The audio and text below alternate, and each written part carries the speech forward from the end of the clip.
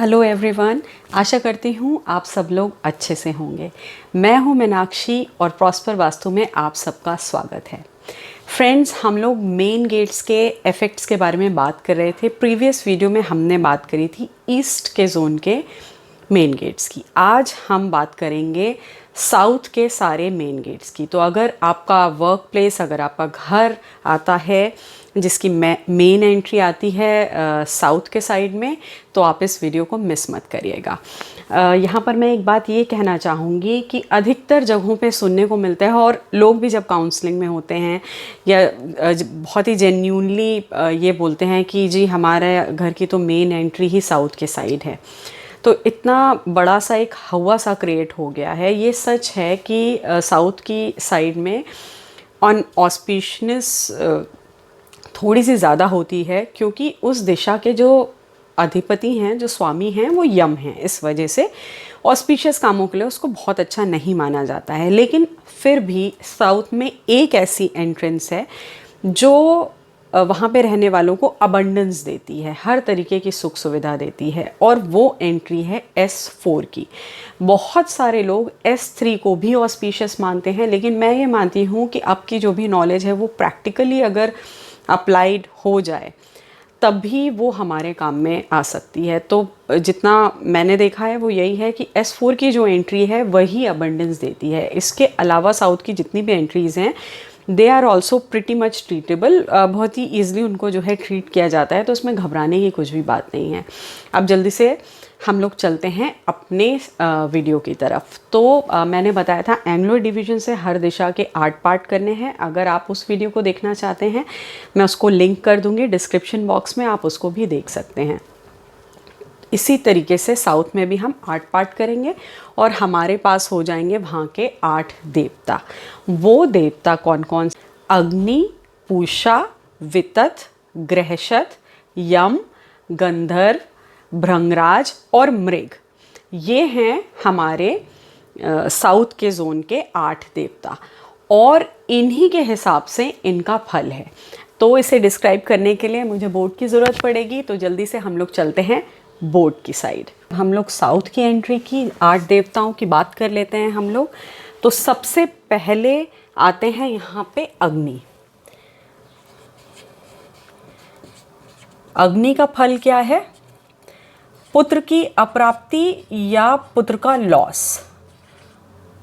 पुत्र का लॉस लिख लेते हैं इसे, क्योंकि बहुत बार क्या होता है कि आपके क्लाइंट की पत्री में अगर जो है अच्छे योग हैं, उन्हें पुत्र संतान की प्राप्ति भी हो गई है, लेकिन आगे जाकर के क्योंकि इस प्रकार के ग्रह में निवास है, वहाँ का मेन गेट है, तो उसका जो अधिपति है उसको तो अपना फल देना ही है। तो वहाँ पे क्या होता है कि आगे जाके जब वो बच्चा बड़ा हो जाता है, किसी भी अनफॉर्चुनेट रीज़न की वजह से सरवाइव नहीं कर पाता, तो ये फल है S1 का। S2 के देवता हैं पूषा। पूषा पूषा क्या देते हैं? इनका फल है दास्ता। दास्ता हिंदी में, इंग्लिश में अगर हम बात करें तो इसका फल है स्लेवरी। आप लोग सोच रहे होंगे कि आज के टाइम में स्लेवरी कैसे पॉसिबल है। देखिए, प्रैक्टिकल मीन में इस चीज़ को हम लोग लेते हैं। स्लेवरी एक वो चीज़ है जब आप कोई भी काम, ख़ास तौर पे अपनी प्रोफेशनल लाइफ या अपनी पर्सनल लाइफ भी, कोई भी इंसान हर टाइम किसी प्रेशर में नहीं गुजारना चाहता है। कुछ ऐसी चीज़ें होती हैं, हर इंसान को अच्छा लगता है कि वो अपने मन से डिसीजन ले, लेकिन देखा ये जाता है कि अगर S2 में एंट्री है तो ख़ास तौर पे वहाँ के ग्रह स्वामी या तो उनका काम कुछ ऐसा होता है कि वो हमेशा प्रेशर में रहते हैं, या कोई और ही उन्हें उनके मेजर लाइफ डिसीजंस के बारे में गाइड कर रहा होता है, जिसे उन्हें मानना ही पड़ता है। तो ये पूषा का रिजल्ट है S2 में। अब S3 की बात करते हैं। S3 के देवता कौन है? S3 के देवता हैं वितथ।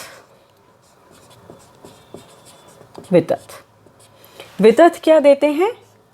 नीचता। नीचता नीचता किस तरीके की? अपने छोटे से छोटे बेनिफिट के लिए दूसरे का बड़े से बड़ा नुकसान कर देना। अगर आप एक ऐसे घर में रहते हैं जहाँ पे S3 की एंट्री है, तो बहुत बार लाइफ में आपको ऐसे डिसीजन लेने पड़ते हैं जिनसे आपके चाहते हुए या ना चाहते हुए भी दूसरे लोगों का नुकसान हो जाता है। तो ये फल है वितत का जो S3 की एंट्री में है। अब S4 के देवता कौन है उनकी बात कर लेते हैं हम लोग। S4 के देवता हैं एक बहुत ही शुभ देवता हैं जिनका नाम है ग्रहशत। ग्रहशत मैंने वीडियो ओपनिंग में भी इनके बारे में बात करी थी। S4 बहुत ही ऑस्पिशियस एंट्री है साउथ की एंट्री में। अगर आपके पास प्लानिंग में या आप किसी ऐसे घर में शिफ्ट कर रहे हैं जो पहले से बना हुआ है, आपके पास ऑप्शन नहीं है, तो कोशिश ये करनी चाहिए कि साउथ में अगर मेन गेट ले रहे हैं तो आप S4 में लें। ग्रहशत क्या है, हर तरीके की अबंडेंस देते हैं। मैं यहाँ पे अबंडेंस लिख रही हूँ क्योंकि जगह की कमी है। ग्रहशत क्या है, भूमि, भवन, वाहन, पुत्र, हर प्रकार का जो सुख है जो किसी भी इंसान को अपनी लाइफ में चाहिए होता है, वो सब कुछ S4 की एंट्री यानी कि ग्रहशत जो उसके अधिपति हैं यहाँ पे रहने वालों को देते हैं। बहुत ही अबंडेंस से भरा पूरा रहता है उनका जीवन। बहुत ही ऑस्पिशियस एंट्री है, तो इसके लिए a big thumbs up from my side. S5 की अब हम लोग बात करते हैं। S5 के देवता कौन है? S5 के देवता हैं यम। यम क्या देते हैं? क्रोध यानी कि एंगर। इस तरीके की एंट्री में जो प्रॉपर्टीज़ हैं वहाँ पर आप देखेंगे कि अगर ऑफिसेज हैं तो आपस में बॉस के साथ रिफ्ट होंगे या क्रोध की बहुत ज़्यादा अधिकता रहती है। बहुत ही छोटी छोटी बातों पे ओवर रिएक्ट करते हैं यहाँ पे रहने वाले। तो ये S5 की एंट्री का फल है। अब हम लोग आगे बढ़ते हैं। अब S5 के बाद आते हैं S6 पे। तो यहाँ के देवता कौन है? गंधर्व।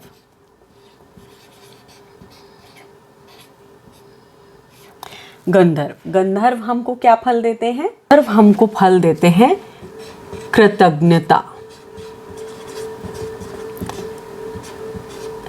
क्योंकि ये सारे एंशिएंट ग्रंथ जिस टाइम लिखे गए थे उनका अनुवाद हिंदी में किया गया। बेसिकली कई सारे हमारे जो वास्तु के ग्रंथ हैं वो संस्कृत में हैं, तो इस वजह से बहुत ही क्लिष्ट हिंदी है। कृतज्ञता का मतलब ये है एहसानों को ना मानने वाले लोग। यानी कि S6 की अगर एंट्री है तो मेजरली आप जो है देखेंगे कि अगर आपने या और भी लोगों ने उनके लिए कोई भी चीज़ करी है तो उसको मानेंगे नहीं, किसी भी तरीके से उस चीज़ को नकारेंगे कि जी ये तो होना ही था या ये तो हमने किया था या ऐसा नहीं हुआ था। इस तरीके की चीज़ें S6 में मेन एंट्री का प्रभाव है। ये S7 की हम लोग जो है बात कर लेते हैं। S7 में यहाँ के देवता हैं भृंगराज। भृंगराज क्या देते हैं? भृंगराज का फल है निर्धनता। निर्धनता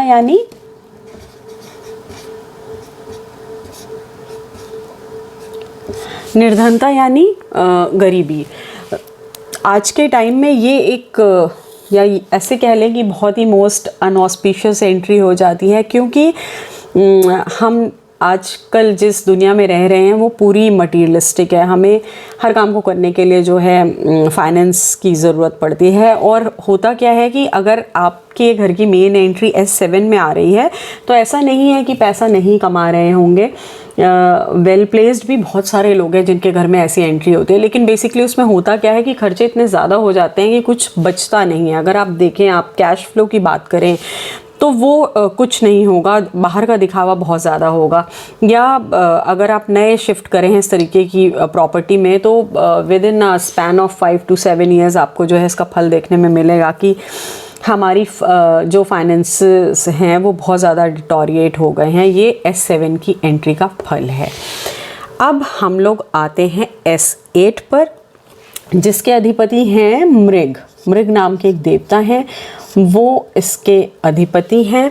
मृग नाम के जो देवता हैं वो हमको क्या फल देते हैं? वो करते हैं पुत्र और बल का नाश। यानी कि अगर मेल चाइल्ड है तो उसके लिए भी अच्छा नहीं है और आपकी खुद की हेल्थ के लिए भी अच्छा नहीं है। ये फल देते हैं मृग। आपकी हेल्थ डिटोरिएट होगी और साथ ही साथ अगर मेल चाइल्ड है या तो वो आपके पास नहीं रह रहे होंगे या अगर रह रहे होंगे तो उनसे आपकी शायद बहुत अच्छी नहीं बने, इस तरीके का फल S8 की एंट्री देती है। तो फ्रेंड्स, ये तो बात करी हम लोग ने साउथ की सारी एंट्रीज़ की। S4 को अगर हम लोग छोड़ दें तो बची हुई जितनी भी हमारी 7 एंट्रीज़ हैं वो सारी की सारी प्रिटी मच ट्रीटेबल हैं, तो उसमें टेंशन लेने की कोई भी बात नहीं है। अब हम लोग करेंगे आज के इस वीडियो को क्लोज। फ्रेंड्स, आज हमने बात करी साउथ की मेन एंट्रेंस के बारे में। अब मिलेंगे अगले वीडियो में जहाँ पर हम लोग बची हुई और नई एंट्रीज़ के बारे में जानेंगे, उनके इफ़ेक्ट्स के बारे में जानेंगे। डिस्क्रिप्शन बॉक्स में प्रॉस्पर वास्तु का नंबर है, you can also mail us. मैं यहाँ पर एक छोटी सी रिक्वेस्ट करना चाहूँगी, बिना अपॉइंटमेंट लिए हमसे मिल पाना पॉसिबल नहीं है, क्योंकि ये हमारा ऑफिशियल वे है काम करने का, और आगे जा कर के आप लोगों को भी इससे जो है सुविधा ही रहती है। आपको भी पता चल जाता है, एक आइडिया हो जाता है आप जिन लोगों से काम करवाने जा रहे हैं वो टीम कैसी है, और हमें भी आपके जो मैनिफेस्टेशन है उनको बेहतर तरीके से पूरा करने के लिए उस काउंसलिंग सेशन के साथ बहुत अच्छे से समझ में आ जाता है कि आप किन एक्सपेक्टेशंस के साथ हमारे साथ एसोसिएट हो रहे हैं। तो प्लीज़ हमारा जो ऑफिशियल प्रोसीजर है उसके थ्रू ही हमसे जो है कांटेक्ट करें, उसके बगैर हमें मुश्किल होती है और वो पॉसिबल भी नहीं हो पाता है। Friends, thank you. अब जल्दी से मिलेंगे नेक्स्ट वीडियो में, तब तक के लिए नमस्कार।